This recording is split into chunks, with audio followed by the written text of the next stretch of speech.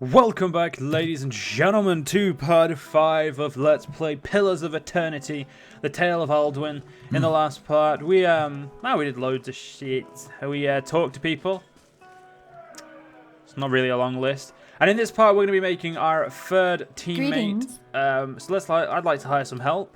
Sure thing, let me see who can buy. Let's get a level 2 adventurer. Let's buy that. Let's get our adventurer created. So, having a level 2 adventurer other than ourselves, obviously we're level 3 now, is going to be useful. So we're going to have a, do I want a male or female? It's a bit of a sausage pie right now. And ladies and gentlemen, I am currently not at home, so if there is any sound issues, please let me know, because but do know that it will be sorted once I'm at home again. So anyway, let's have a female. We'll have a, well, I don't know what class. I think I'm going to be doing a fighter. So let's, I'm just going to click human for now, and we're just going to go straight to, so our fighter's main abilities, I believe it's a good way of just keep clicking through. I'll take knockdown. So there's his might. Constitution and resolve are the two most important, though. Well, humans are actually one of the better ones for it.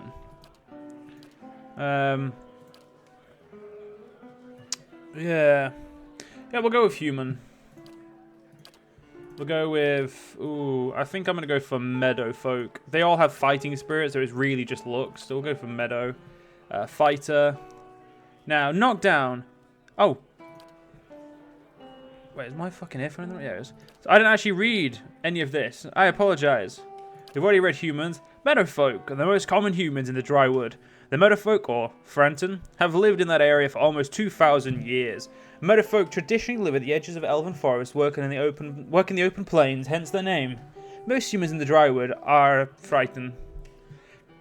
Ocean folk. Ocean folk, Calbandra, originated near the equator on the other side of the globe and are currently the most widespread group in that region.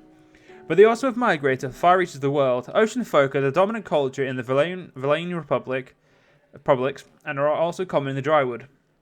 Savannah folk, Natlan, come originally from just south of the equator and, with the exception of some groups that migrated north, have remained in the same location for over 10,000 years. The name Natlan literally means original. While quite common in Recaris, Savannah folk are not usually seen in the drywood and the Valain Republic. I mean, yeah, we'll go for meadow folk. Again, fighter. I think I've read this, but I'm gonna read it. I'll read it again. Fighters are from the front line of the disciplined armies across the Eastern Reach. Though they are most commonly found in cultures with an organized martial structure, fighters can be encountered as wandering mercenaries, bodyguards, and other types of sellswords. The common element that unifies fighters is their heavy focus on endurance and melee defense. So let's go fighter. So knockdown. Some shoves an enemy with enormous force, knocking them prone and causing additional damage. Or disciplined barrage. The fighter instantly focuses on his or her training, significantly raising accuracy for a short period of time. I'm going to go for knockdown. And we'll give her a lot of constitution. We'll give her 18, and then we'll give 15 resolve and 14 might. We're going to be from the Idea. We've already read all of these. Actually, yeah, because that gives them extra resolve. So, I think we've read all these, but I'm going to read them anyway. You've lived your life amongst the nobility. Your days have been marked by lavish meals and extravagant parties. Your conversations peppered with the talk of pedigree and bloodlines. Colonist. You were part of a group that founded the fledgling colony in distant land. Dissident. You've made a name for yourself as a troublemaker. Disrespect for authority and a lack of care regarding the rules are recurring themes in your life. Drifter. You never quite fit in no matter where you go. Each new town is a place to rest briefly before moving on to the next. You are more comfortable on the road, traveling the world. Hunter. We've already read that. Labourer. Your life has been spent in the study of your craft. You trained and prepared, hoping to hone your skill and ply your trade. Mercenary. Blade and battles is your way of life. You solve your problems by pulling out your weapon and applying force. Merchant. You've traded goods from all over the world, pairing items with buyers of all kinds. Clergyman. Piety and prayer are the cornerstones of your public life, and you encourage the same in others. A slave. You have never known freedom. Shackles and chains have bound your existence, and someone has told you that you're what to do your entire life. I'm gonna have her as a drifter. No, that doesn't make sense, does it? She's a fighter. You know, she'll be a labourer. Why not? So let's have a look at the portrait. We'll go with this. I like that. Head-wise, I think the second head's probably... I mean, that looks a bit too... Yeah, we'll go with this one, I think. Hair. Okay, now these guys have some options. Let's have a look. So we got the bald. I don't really know what you'd call that. That hair. Let's just look at it from this angle. Yeah. I think the winner may have been the hair we actually started with. Yeah, we're going to go with this hair. It's very random, but I like it. Colors-wise, I'm going to go for a purple as a primary. And maybe a grey for a secondary. Like a light grey. Yeah, that's nice. Skin and hair I'm going to leave. So, she's going to be a... I'm going to be a feisty. Eh? I've got this. Let's go! There we go. And a name. I've got the thing up, so we're going to call her... Esmy. Oh, yeah, Esmy. I think that's Esmy there. I think that's how you say that. Esmy. There we go. 500 gold for a new character. And now we get the fun job of leveling her up. So, I think athletics is going to be her prime stat, so I'm just going to barrel all the points straight into there. Now, so we've got bonus knockdown, rapid recovery, and that's the two abilities we need to read. So let's read them. Bonus knockdown grants the fighter an additional use of knockdown per encounter. Rapid recovery boosts the fighter's hardness, increasing the rate of her constant recovery. And that's what we're going to go for, because we actually, she's going to be basically our defense. We could go for some of these, but I think for now we're going to go over this rapid recovery. There we go. Yeah. So let's move over here and let's have a look at our parties. Can we talk to her? No, because you say... How may I help? Because she's a character we created, she's just there to help. You don't get to talk to her. So she's a second level fighter. She lacks most of the experience of the party. But that's fine. Armor-wise, I think she's wearing worse armor than me. I'm wearing 35%. Hers is... Well, no, she's wearing way better armor than me. I got rid of every equipment, piece of weaponry, so we're going to have to find something. A helm would do her good. Pretty sure you can hide helmets. I can't remember where, though. Let's check the settings. Graphics. No, maybe not. Yeah. Well, she'll just have to look like a bit of a knob with a helmet on. So anyway, in the last part, we saved someone. So let's go talk to him. Let's get nice and front and center. Let's talk to Tenrith. Tinfrith. Ah, it's you, my savior. He makes a sweeping gesture to indicate the kitchen around you. It's so good to be back. Do not think I will let this go unrewarded. I have decided that you have earned the right to one of my most closely guarded secrets, my dearest recipe. After this, you will eat nothing else. You've gained the recipe, savory pie. A savory pie to keep you hale and hearty. May it serve you well in your travels. So that's that done. Let's go have a look around, see what's happening out here, see if there's anyone to talk to. Villager, just a minstrel. Used to have a lot of people. Yeah, not really. Seen Pearly around. He's usually drinking. That's a villager. I don't think any one of these is going to really do it. Let's just try and talk to this servant.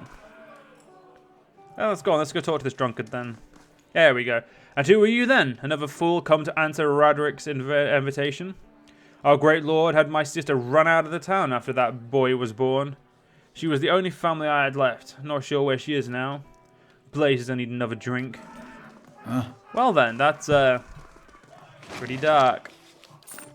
Oh, I could loot the table. Why not? And ooh, I have named characters to talk to. As you near, you feel a vibrant history contained in the essence of this woman's soul. Voices from its past seem to call out to you. We'll reach out for the soul. You see a woman emptying her satchel onto her bed, taking stock of her inventory. Potions, bandages, tinctures, and herbs are scattered throughout her room, haphazardly. She bites her lip, head tilted to the sky, considering.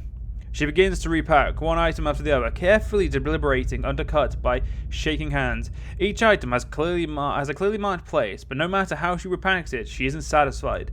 The shaking worsens as she empties it out once more, one hand held to her mouth. Tears eke from her eyes as she gives up all semblance of order and shoves everything she can in the satchel, grabbing it and running out of the bare house. Straightening her back as she walks to the docks, chin high, eyes hard and red, a gangly young elf offers his condolences, but she can't see him, for the ocean ahead of her. She wanders the docks, offering her services as a doctor to any who will listen, anyone heading out on high tide. Less than an hour later, she watches her child to disappear in the distance, a tiny speck of an island, and tries not to jump.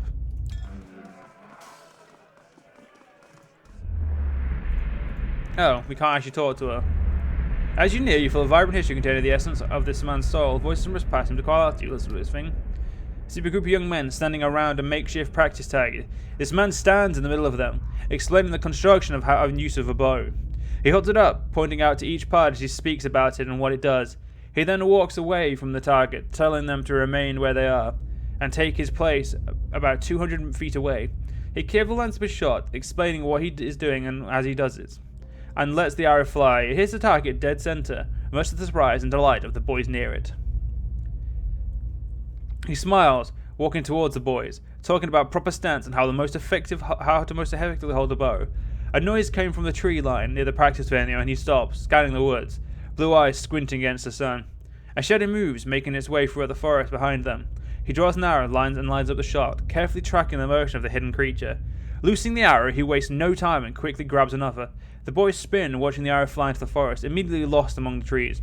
There is a sudden, explosive movement in the undergrowth, as a deer erupts from the tree line, running across the edge of the clearing. The boys laugh, turning to joke with the man about his lousy shot. They stop talking, seeing him holding the bow and leading the deer with a knocked arrow. They drop to the ground as he looses the last arrow, which flies true and strikes the deer right behind his shoulders, piercing his heart and lungs and dropping it dead almost immediately. Words. The boys stare at the deer for a few seconds, and then slowly turn to look at the man, newfound respect in their eyes. He smiles again and breathes a quiet sigh of relief. Wow, some intense shit right there. Let's see what's upstairs. A carouse, grab a drink, friend. Not much else worth in this town, says the woman from Fen. Hey, we said that we wouldn't mention Fen. Yeah, so it's just the same, right? Let's move on. Ooh, more people to learn about. Let's not integrate ourselves too closely there, guys. Oh, fuck it now. Calm down. As you step near, you hear vibrant history. Okay, let's reach out. You see a man soar through the air, hitting a nearby wall with a noise-eating crunch. He doesn't get up. His attacker, a burly, clean-cut warrior with a carnivorous grin, turns and shoves his fist into the stomach of another assailant, removing another from the impromptu brawl. The bar is a whirlwind of elbows, knees, fists, and feet, with no end in sight, and he is in his element. In the corner, three smaller men speak quietly, throwing malicious glances at the larger man in the center. He breaks a chair over a tattooed head, cackling. The trio position themselves in three parts of the room, and with a tense nod they charge. Unfortunately for them, the man sees them coming. Something in his eyes burns brightly, and all three slump to the ground in an agony that's all in their minds. The burly man bows to the room of the unconscious and incapacitated before stuntering out. Off-key whistling, trailing behind him. Let's have a look at this guy. You see an emancipated boy in chains, black holes for eyes, staring sightlessly at a wall. A man in a dark coat walks in, a skull and oddly shaped quill in his hand. The boy glances at him, expressionless, a corpse waiting for animation. The man clucks at him, disapproval clear in his tone. The boy stands, limbs hanging.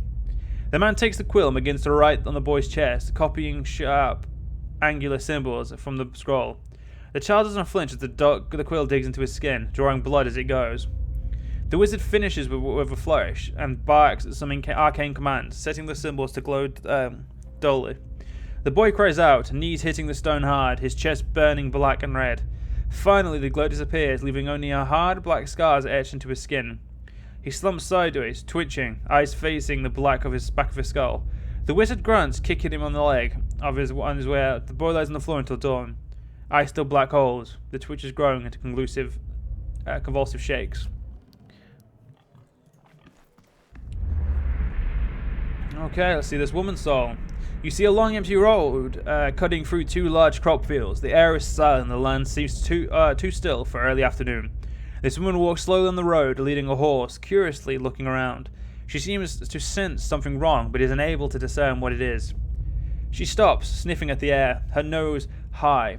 Her brow crinkles, and she casts about, looking for something. The air is clear, no clouds. She sniffs again, still looking around, confusion clouding her face, mouthing a single word, fire?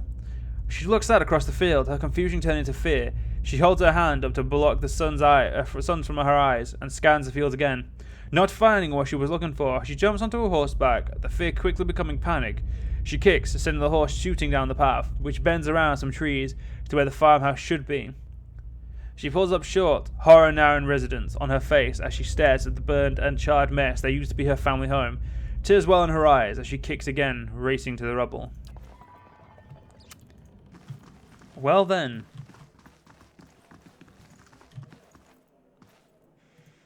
Just a very nice thing. I can do. I want to see what I can do. Yeah, why not? I've got it. Damn it, we're really shit at this. Take that. Let's go see what's in this really big room. Why not? This won't stop me for long. There, done. Duelist stuff, a rapier and whatnot. Why not? We just got 3 more lockpicks, so I mean, we basically got what we were looking for back. Or what we spent back. A black hound.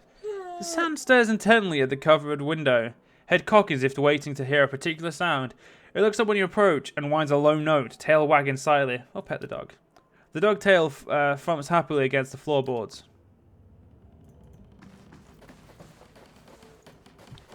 Well, I don't see what he could have been looking for. Let's go through here and see what's out here.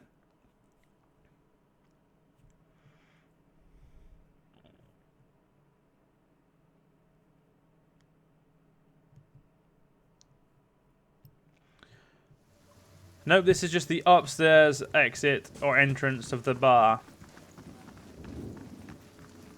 Let's have a look at our quest. Let's have a look at our journal. So we have the White March. We'll close these. Side quest tasks. Find the man with the red cloak. Late for dinner. Speak with the innkeeper. The Black Hound. So we still need to do that.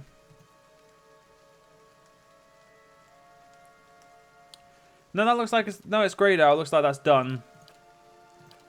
So yeah, that's done. So seek help for your condition. This is not the illness that struck me at the wagon. This is something new, an affliction of the mind, perhaps. With luck, someone in Gilded Vale will know what to do. The magistrate advised me to get some rest while I wait for permanent accommodations. That may be the best thing to put an end to this illness as well. Oh, so we actually do need to. Well, let's. While we're outside, we'll re-navigate to the front door. Eh? Now, there we go. So your class behavior is going to be. Knockdown and defensive. Or aggressive and defensive. Not two that really go together all that often, but hey, they do at the moment. And let's get some rest. Welcome. I'd like a room, please. Certainly, you're always welcome. So, in Lasky's work, club supplies, cheap rooms are usually available, but if you have copper to spend, you may consider the more expensive options. The bonuses they provide to last for a longer time and affect the entire party. Perception, I can't afford either, so we're gonna have, unless I can quickly sell some stuff. I mean, we could sell that. Sell these books. I'm not really a book person. There we go. And we'll get this. We'll get the perception mechanics. There we go. A nice little rest for the weary soul.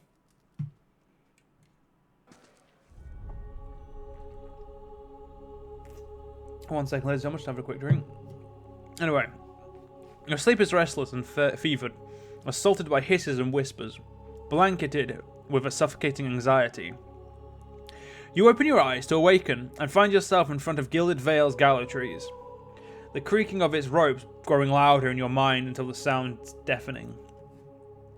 Hanging from the tree is an old dwarf woman whose face is shriveled inward like a moulding fruit. Her head hangs limply to one side. As you look at her, she looms larger and larger in your mind until she is merely inches from your face. Suddenly, her head snaps up and her eyes open, and they are empty, and behind them is a vast nothingness that makes your stomach drop. Her mouth slowly parts, and with a gust of rancid air, she speaks a word. Watcher.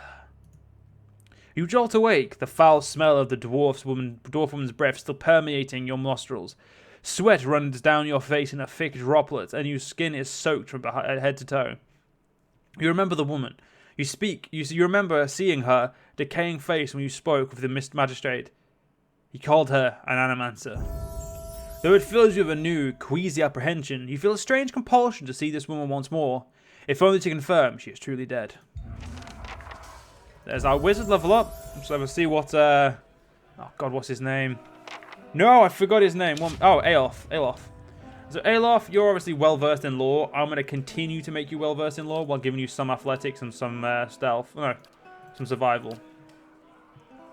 Now we have a lot of spells that I haven't actually gone through. So, in the interest of I like to make sure I've explained every ability, I like to read them and I like to let you guys know. I'm going to adjust my frame because, like I said, not at home, so I'm in a completely different environment, though my desk is better here. So let's go. Chill fog. Cause a blindingly white icy fog into existence, inflicting blindness and freeze damage over time to any in the area of effect. Conceal Haunt's parasitic staff creates a glowing quarterstaff of pure energy. 1 second, ladies and gentlemen.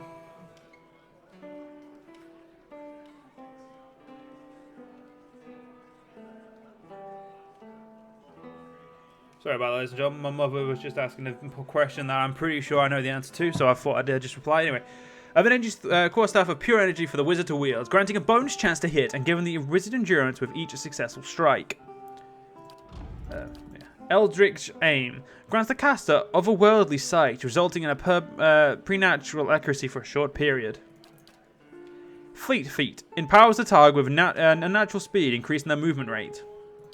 Ghost Blades calls a field of unearthly blades into existence, inflicting immediate pierce damage and a hobbled affliction on the target in the area of effect. Jolting Touch. A bolt of electricity jumps from the caster's fingers to the nearest enemy, and then to the next nearest, causing decreasing amounts of shock damage. We got Slicken. Casts the ground in a slick, oil-like substance, inflicting knockdown on anyone in the area of effect. Spirit Shield. Surrounds the caster with a shield of spirit energy, granting an increased damage reduction and concentration bonus. Thrust of Tattered Veils. A quick strike of crushing force, dealing little damage but having a high chance to disrupt the enemy spellcasters. And then we have the level 2 spells, or level 2 level spell. Alright, level 2 spells. Bewildering Spectacle creates a bizarre and perplexing visual distraction, confusing enemies in the area of effect. Blinding Web spins a resilient, viscous web. I hate that word. Throughout the area of effect, leaving an unfortunate victim stuck inside. Bulwark against the elements creates a mystical shield around the caster, fusing them with bonuses to burn, freeze, corrode, and shock damage reductions. Combusting Wounds causes enemy wounds in the area of effect to ignite, inflicting additional burn damage over time each time they are wounded. Conceal Haunt's Corrosive Siphon. Oh, fucking hell, I thought that was... Eats away at the target's spirit, inflicting corrosive damage and converting that essence into the endurance for the caster. Curse with Blackened Sight. Shrouds the target's vision in total darkness, blinding them. Fetid Carasis. The targets become paralyzed, afflicting with boiling pustules of foul-smelling liquid that erupt from their skin, sickening those nearby. Infuse with Vital Essence. Infuse the caster with Vitality, giving them a temporary increase to maximum endurance and health. Merciless Gaze. The caster becomes able to see an enemy's weakness and vulnerabilities as they were physically tangible, increasing the chance of landing a critical hit. Miasma of dull-mindedness. A cloud of heavy fog settles in the minds of those in the area of effect, dulling senses and wits, inflicts penalties to perception, intelligence, and resolve. Mirrored image. Creates duplications of the caster to distract enemies, granting a high deflection bonus, which is reduced with each hit taken. Necrotic lance. Creates a lance of pure necrotic energy, causing corrode damage instantly and over time. Ray of Fire creates a scorching ray of flame between the caster and the target, inflicting continual burn damage to the target and anyone caught in the ray. Rolling Flame creates a rebounding ball of fire, inflicting burn damage upon anyone in its path. So, seeing all this, I think Infuse with Vital Essence is easily one of the spells we definitely need. Like, as much as I don't actually know what this guy's base skills are, so I'm going to quickly look at that, because we can do this. It's not really a problem. How may I help? So his base spells are Akamia's Dazzling. So let's read that. Overwhelms anyone in the area of effect with brilliant and bewildering pyrotechnical display, decreasing their will and leaving them dazed. Creates a cone of fire in front of the caster, causing burn damage to anyone in the area. The caster's hands become so solid, cold as they freeze when they touch. Fucking hell. And summons 3 spell missiles that burn the target, batter the target, inflicting crush or corrode. Is that and or corrode damage? It's all. So that's his level 1 spell. So I'm gonna make it. And shit, did not mean to do that. Back out a minute.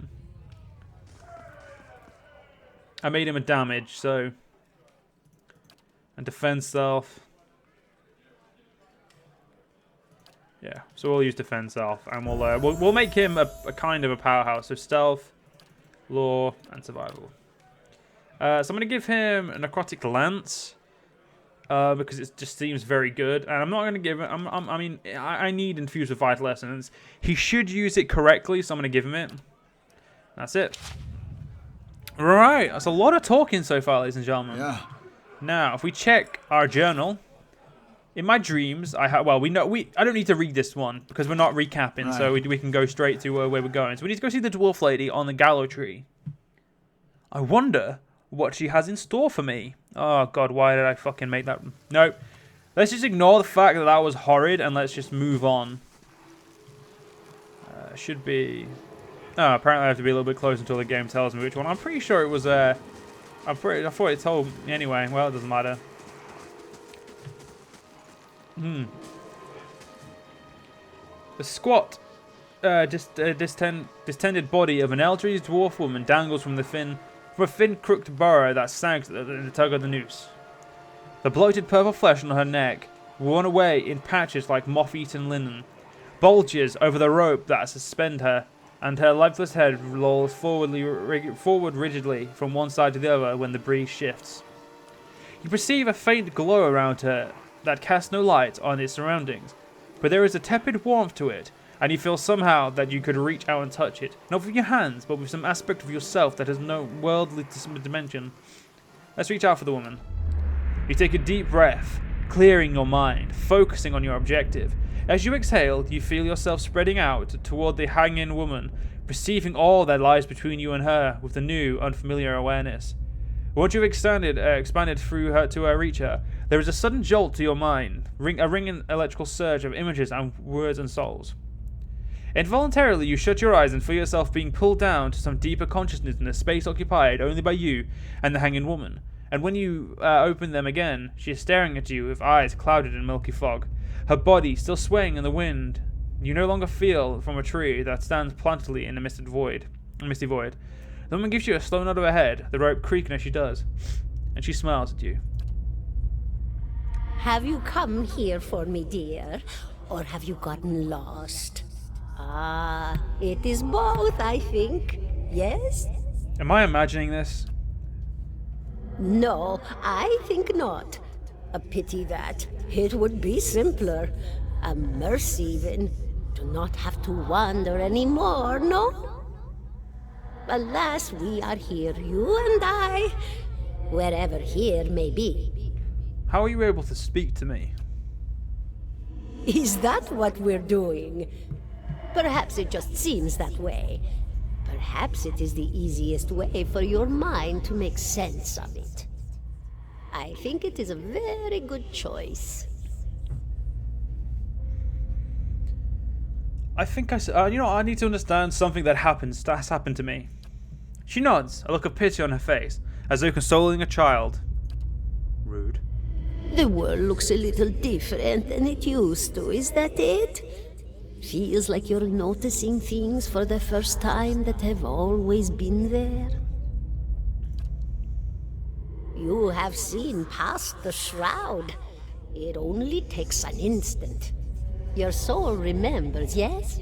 Remembers how it sees when it leaves the body, like being reminded of a dream you had forgotten.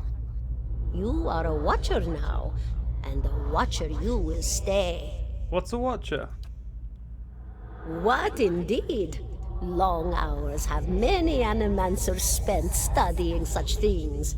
Not I, though. Not I. I'll tell you what I know, though, since fair is fair. And here we are, visiting, you and I, and it reminds me of better times. Souls pass on. Some say through Audra stones, which are the blood veins of the world. They leave the world for a time and are reborn into it, sometimes more than they were before, but usually less and seldom the same. For all souls there is a time where they do not live, yet have not passed on, and those souls roam the world, same as you or I, either living or lost. But no one sees them because they have forgotten how. A watcher sees, though, knows what to look for. And sometimes they know a person just by looking at them, know where they've been in ages past when their bodies were other bodies. See memories even their owner can't recall. A wonder to behold when all goes well. A wonder! What did you mean, when all goes well? Oh, nothing to be afraid of, I'm sure. It's just much to take in for some. Sometimes there's trouble sleeping or other difficulties. She smiles at you reassuringly, fanning out a tuft of long whiskers that sprout from one of her cheeks. You should see old Merwald. He could tell you much more than I. A watcher just like you. Helped many in his day. Took up in an old keep no one would claim. Not far, not far. Kadnua, beyond the Black Meadow. He will welcome the company. I think I survived Beowig. Do you know where that would be? Did you now, dear? My, that would be something, wouldn't it? Could be luck, could certainly be. A storm can be a careless thing. Or maybe it got its hands around your soul but couldn't pick it up. A soul can be heavy if it stayed in one piece through its time. Strong souls, we call them in the trade. Cold, I mean. Called them. Those days are all behind me, no? You said souls break apart over time. Oh, yes. Entropy. Rimagan's work. We know little of why or how. We lose pieces of ourselves when we die and pick up pieces of others when we are born again, but less than what we lost. We tried to stop it with the animantic sciences, but with little success. No. A very small few resist Rimergan's influence and stay together through some force of defiance, at least for a time. But they all succumb eventually, I think. She clicks her tongue. I want to know something about you. Me? Me? Oh. I'll bore you to tears, though. Didn't know she was actually going to speak that. Who are you? And here I thought you'd come to visit me in particular. Caldara de Baranzi, of the Valian Royal Academy of Animantic Sciences. Not the greatest of their number, but I came here all the same because this was where help was needed. What happened to you? She laughs, a rasping, choked cackle escaping between rows of buttery yellow teeth, causing her body to bob up and down with each spasm. Seeing your blank expression, she catches herself. Oh, come now. Such a question. As though the answer were plain as a rope tied for strangling. allow an old dwarf her last bit of cheer. Well, I came where I was needed, didn't I? Offered my services to Lord Radric for a pittance. A humble pittance. I was to examine the Lord's wife, see why the gods have seen fit to poison her womb. Studied her for months, looked high and low for impurities, tested her valence, the permeability of her essence. Do you know what I found? Tell me. Nothing at all. A healthy woman, head to toe, blessed with a beautiful soul. Such a sweet woman, too. Meek, but warm-hearted. A few months' time, and the lord of the house demanded answers. For a time, I told him what he wanted to hear. Oh, yes, my lord. She is riddled with imbalances. I must have time to cure her. As the birth drew near, he grew impatient, as lords do. And this is where I've ended up. What's an animancer? A student of the soul. Something so basic, yet so poorly understood. But so many breakthroughs have been made in my lifetime. Had been made. Had been. To hear the locals tell it, we're a gang of soul manglers that preys upon the weak-minded. And the worst of us are. But the best of us? The best? Inspirations, miracle workers. My parents were soul twins, miserable before they met, empty inside. It was an animancer who helped one find the other, turned their lives around. You wouldn't believe the stories. Amnesiacs helped to remember their lives. The suicidal brought back from the brink of oblivion. The elderly afforded extra moments to say their goodbyes. How soon we forget when we're afraid. It's a fascinating science. A fascinating time to be alive in a place like Deerwood that does not control the research, no?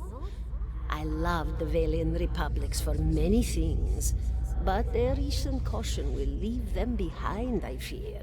I had other questions. No, I didn't. Of course, dear. Farewell. Goodbye, my dear. It was lovely visiting. Caldara closes her eyes and her head slumps forward over the noose, and your surroundings seem to bleed into your vision from some unknown place of waiting. Aldwyn was granted Crucible of the Soul. Aloth looks at you through narrowed eyes. Are you alright? You seem lost just now. For now, I think, we're a very open person. I'm a watcher. His arched eyebrows recede into his hood. Well, that is interesting. He gives you a sly grin, and I expect this has something to do with the hooded figures in the ruins, In any case, I appreciate your honesty. Since we're travelling together, it's probably wise for us to share these things. Do you know anything about the Watchers? Only that they're rare, and they seem to have a unique insight into certain soul conditions. He coughs. As you just demonstrated. Let's continue on.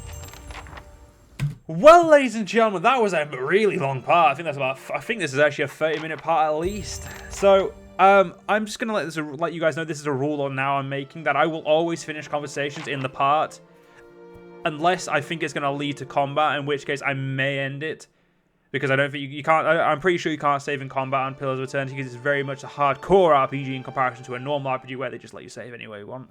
So, on that note, I will see you guys in the next part. I'll see you guys then.